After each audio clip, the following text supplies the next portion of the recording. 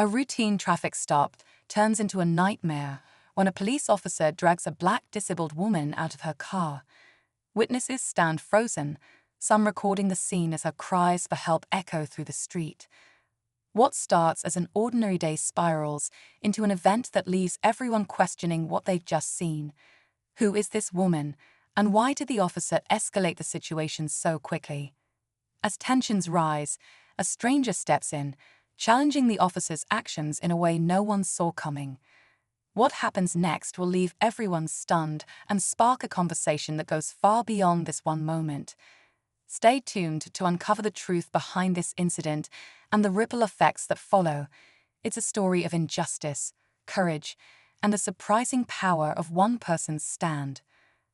The woman, known in her community as Mrs. Jackson, is a well-loved school teacher who uses a wheelchair due to a recent accident. That morning, she was on her way to pick up supplies for her students when flashing lights appeared in her rearview mirror.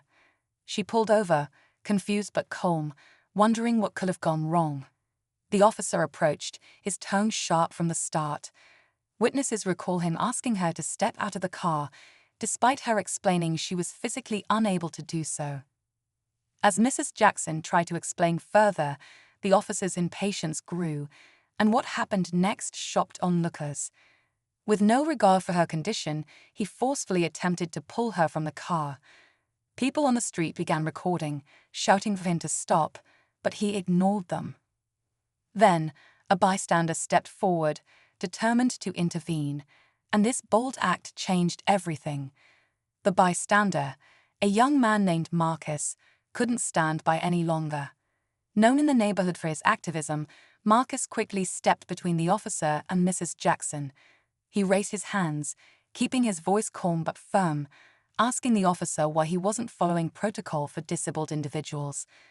The tension thickened as the officer ordered Marcus to back away, but Marcus didn't move.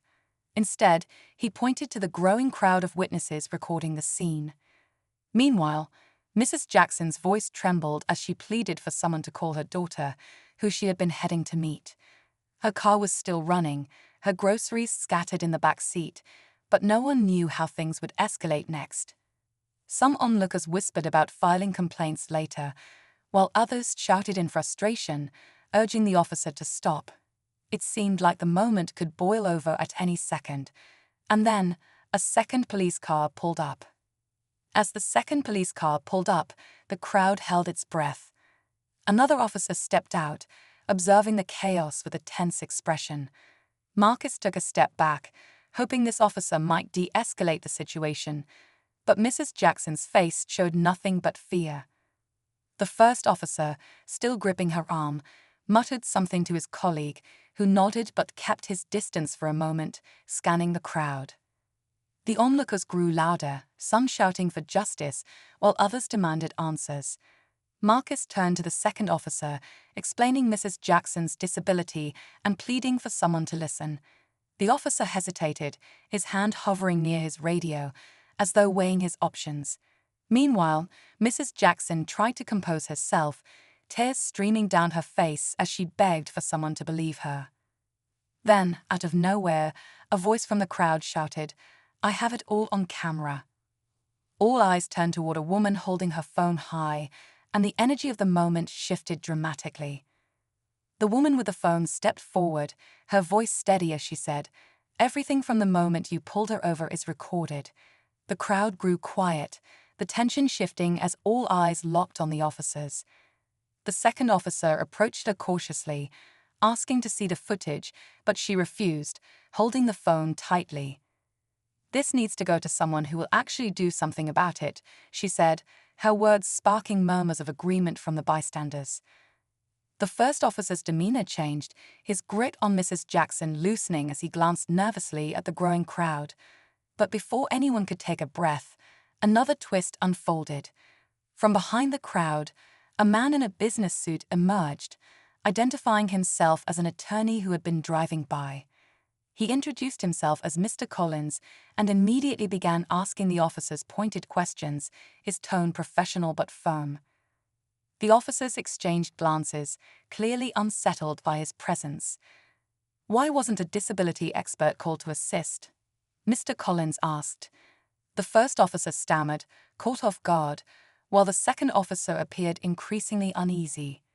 Marcus stood beside the attorney, backing him up, while the crowd buzzed with anticipation. Everyone could feel the situation reaching a boiling point, but no one knew what would happen next. Just as tensions reached their peak, the second officer took a step forward, his voice calm but commanding. "Let's take a step back and sort this out properly," he said, signaling the first officer to release Mrs. Jackson. Reluctantly, he did, stepping away as the attorney and Marcus moved to her side to ensure she was okay. The woman with the phone held her ground, stating firmly that she would hand over the footage only to an independent investigator, which drew cheers from the crowd. But just when it seemed the situation might de-escalate, a final twist emerged. Another man stepped out from the crowd, quietly approaching the officers. He flashed a badge. He was an off-duty internal affairs investigator who had witnessed the entire scene. The crowd gasped as he began taking statements, starting with Mrs. Jackson, Marcus, and the woman with the video evidence. The first officer, now pale and visibly shaken, stuttered through his explanation, but the investigator's sharp gaze never wavered. As the crowd watched, the investigator promised a full review of the incident, ensuring justice would be served. For Mrs. Jackson, it was a moment of relief, but the unexpected arrival of someone from within the system gave everyone hope that this story wouldn't end quietly, and it didn't.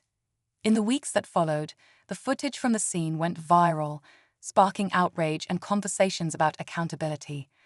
Mrs. Jackson, still shaken by the incident, received an outpouring of support from her community. Marcus and the woman who recorded the video became key figures in a movement demanding change within the police department. The off-duty investigator's report led to the first officer being placed under suspension, with a formal investigation launched into his conduct. Mrs. Jackson later shared her story in a local town hall, emphasizing the importance of standing up for what's right, even in the face of fear. "I wasn't alone that day," she said, her voice steady, "and that made all the difference." The incident became a catalyst for reform, with new training implemented to prevent similar situations. While the day had started with injustice, it ended with a powerful reminder of the strength in unity and action.